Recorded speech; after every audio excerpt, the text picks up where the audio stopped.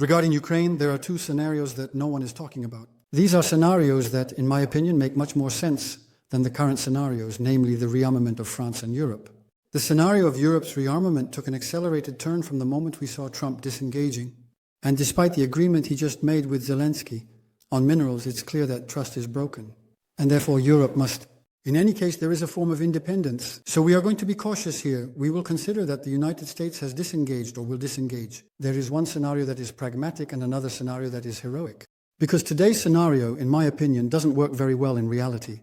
And it won't change anything or almost nothing, especially for a reason that I will give you. But in any case, it's a plan for the long term. Rearming Europe takes a long time. It's very long. And so for the upcoming negotiations, it's too long term. So with this scenario of rearming France and Europe, what exactly are we going to have? In fact, we will have a Ukraine that will have to comply, that will have to accept peace under the conditions imposed on it, so it will be humiliated. In the process, the Europeans will send their armies as security conditions. We will have a peacekeeping force, and it will be extremely costly for Europe and Ukraine for decades. And the Russian military apparatus, if the United States is not part of this peacekeeping force, it will be too tempting to use it. All the armies will be there, available, competent. So it's quite likely that Russia will come to test Ukraine again, perhaps even test Europe itself. So in itself here, okay, we have rearmed Europe, but we are losing a war. And we have armies on the Ukrainian front that will be extremely costly for decades. In reality, we haven't really found a true solution. And if we talk about France, we have no idea where France will find the money. We already know that we are in a situation of near bankruptcy. And so we will find ourselves once again managing to achieve the magnificent combo in which we admittedly have a certain expertise, namely succeeding in raising taxes and at the same time bothering France even more. So this is the scenario being proposed to us today. We are losing on almost all fronts, and certainly the crow of the rooster echoes one last time, but it will be short-lived. It is not rearmament that will bring us true credibility. In fact, this plan is meant to work, but only if we had something we don't have today. It's not something on the military level, it's not something economic, no. In reality, it's something cultural. European countries do not have the will to fight. We have an exquisite sensitivity, and all these years of peace have made us lose our will to fight. Not so long ago, we were losing thousands of soldiers, tens of thousands of soldiers in Algeria. But in 2008, when we lost 10 soldiers in Uzbek, Afghanistan, the President of the French Republic, Sarkozy, went there because we found it unbearable to lose 10 soldiers, 10 people, whose job sometimes involves losing their lives. So I'm not saying whether it's good or bad. I'm not saying whether it's moral or immoral. What I'm just saying is that mentalities have changed. Mentalities have changed. And so I have the impression that when facing a country like Russia, which is ready to lose many men, rearming ourselves is a bit like putting a veil over something we want to hide. And that something we want to hide is that we are not ready to send men. We are not ready for French women to lose their offspring on the Ukrainian front. And so we can rearm as long as culturally we are not ready to lose men, to lose lives. It's a scenario that will lead to having armies stationed there, which might one day be tested by Putin. And on that day, once again, we won't know what to do. We will have the weaponry, but we won't be ready for our men to die there, far away. In Latvia, we won't be ready. And all this, once again, will be very costly for France and will bring France even more quickly towards bankruptcy. So faced with a scenario that doesn't work, that of the rare moment for France and the rare moment for Europe, there are two scenarios that are frankly interesting. A pragmatic scenario and a heroic scenario. So if we are pragmatic, it must be sincerely acknowledged that for once, France is ahead of the game. Emmanuel Macron, it must be recognized, has rather pushed in favor of the French military. So the French military is somewhat ahead of the European armies. It is an army that has not completely lost touch with the field. It is the only army, along with Great Britain, that is equipped with nuclear weapons. It is a permanent member of the UN Security Council. It has the second largest maritime space in the world.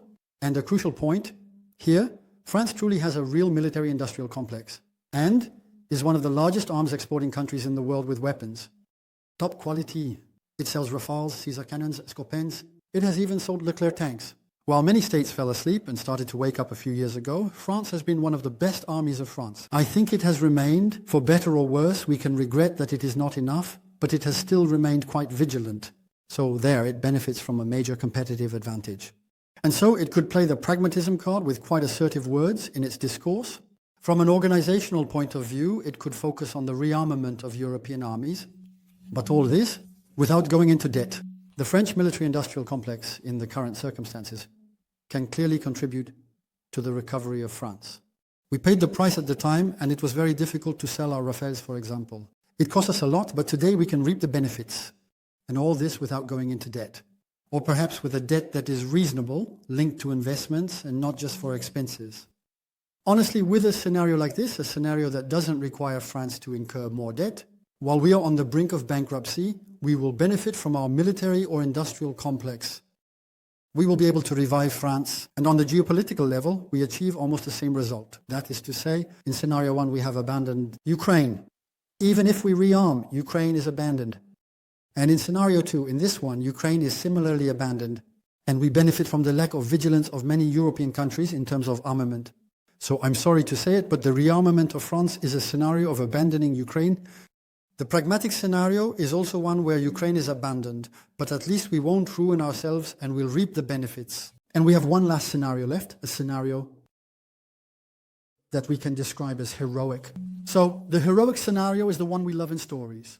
We love it in stories, in narratives, and we love it historically. Humanity has experienced plenty of heroic scenarios. These are the British volunteers at Dunkirk in 1940. It's the Foreign Legion at the Battle of Cameroon in 1863. These are the Genoese and Byzantine ships breaking the blockade of Constantinople in 1453. That's what heroic scenarios are. It's the scenario of great history. It's the scenario in which France, in a way, takes the leadership of the free world. Obviously, it comes at a price. It means sending tens of thousands of French soldiers to the Ukrainian front, and perhaps not attacking the Russians head-on, but responding factually and firmly to any Russian aggression on this Ukrainian front, and thereby creating a stronghold of this free world, which will add to its forces, to the French forces. Because if they do not add their forces, France will withdraw. And because deep down, many people are saddened by what is happening in Ukraine, are saddened by these poor Ukrainians who have been taking the brunt for 3 years to hold the line and protect Europe. So I have many nations. There are many people who want to support Ukraine. They are all waiting for the starting signal. They are all waiting for that little spark that will make us all unite to stop Putin and to save the Ukrainians. So this choice will truly plunge France into a wartime economy. We are not talking about anything else here. It will be partially compensated, at least by the massive development of our military-industrial complex. But it will only be for a time, because Russia will not be able to seriously consider, as it does today, exhausting the Ukrainians. Because from that point on, time will work against it. Russia, alone and out of breath, has, after 3 years of war, cannot face a militarily and economically united Europe. So at that point, Europe will be respected by Putin. There, Putin will have no choice but to negotiate, not on his terms, but on the terms of Ukraine and Europe. In this scenario, this heroic scenario, Ukraine is saved. Victory changes sides, and we will be credible. Russia will no longer want to test the European armies. In this scenario, at the cost of great sacrifices, very, very great sacrifices, it is true, peace, Ukraine. The honor of France and the honor of Europe are defended and breathes.